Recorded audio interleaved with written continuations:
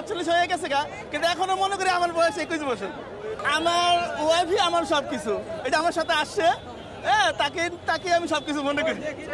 গান শুনি অবশ্যই, মাঝে সাঝে শুনি, কিন্তু মনটাকে এখনো, যদিও বয়স 47 হয়ে গেছে গা, কিন্তু এখনো মনে করি আমার বয়স 21 বছর।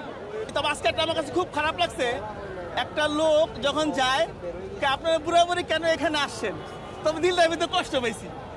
কিন্তু এটা আমরা কেন আসি, আমাদের মনের একটা খোরাক আছে না বলেন, এটা হয়েছে আমাদের যাতে আমরা বেঁচে থাকার একটা অনুপ্রেরণা না, অবশ্যই একটা অনুপ্রেরণা।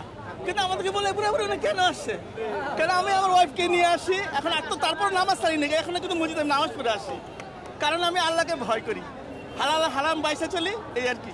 তবে একটা মজার কবিতা বলি, আজ পুতুলের গায়ে হলুদ, কাল পুতুলের বিয়ে, পুতুলে যাবে শ্বশুর বাড়ি ঘুমটা মাথায় দিয়ে, কে নাচবে কে গাইবে কেন, ঘরে আছে শালীরা দুই বোন, নাচবে তারা তার দিনে দিন ভুলিয়ে বরের মন, রাগ করো না ওগো সোনার বর, খাট দিয়ে পালন দিয়ে সাজিয়ে দেব ঘর, তবুও বরের রাগ থামলো না, বরকে লাল টুকটুকে বউ দেওয়া হলো, বরের রাগ থেমে গেল। ভালো থাকবে। আমার ওয়াইফই আমার সবকিছু, এটা আমার সাথে আসছে, হ্যাঁ, তাকে আমি সবকিছু মনে করি, ঠিক আছে, সবকিছু মনে করি। আমার বন্ধু বলেন, হ্যাঁ, আমার সহযাত্রী বলেন, আমার ফ্রেন্ড বলেন, আমার প্রেমিকা বলেন, এভরিথিং, হ্যাঁ, তাকে নিয়ে ঘুরতে আসছে। এই যে নাসরিন কোথায়, না আছে অবশ্যই, যদি হারিয়ে যায়, না হারিয়ে গেলে লোকেশন দিয়ে রাখছি, যদি এই মাথার মাঝখানে খাড়া থাকবে, আর ওই মাথা হারাই তো, তাহলে ওই যে উড়ো জাহাজের নিচে দিয়ে খাড়া থাকতো, লোকেশন একটা দিয়ে রাখছি।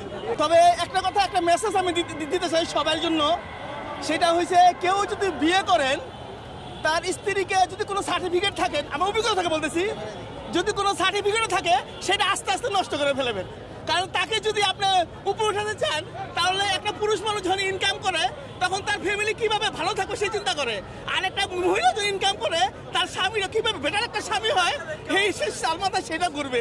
অতএব তাকে যেভাবে আর কি রাখা যায়, আল্লাহ ভয় দেখা রাখা যায়, সেটা সেভাবে বেস্ট হবে। আমার জন্য যে পরিশ্রম করে, আমাকে যে ভালোবাসে, আমার যে খেয়াল রাখে, আমি তাকেই ভালোবাসবো। যে আমাকে অ্যাভয়েড করে, যে আমাকে ঘৃণা করে, তার ভালোবাসার প্রশ্নই ওঠে না। তুমি আমাকে অ্যাভয়েড করছো, ওকে আলহামদুলিল্লাহ, তাকে আমার দরকার নেই, কারণ সে আমাকে অবহেলা করছে। আর যে আমার খেয়াল রাখতেছে, আমার কাপড় চোপড় ধুইতেছে, আমার সমস্ত দিকে খেয়াল রাখতেছে, খাবার দিকে খেয়াল রাখতেছে, তারে ভালোবাসবো না কাকে ভালোবাসবো?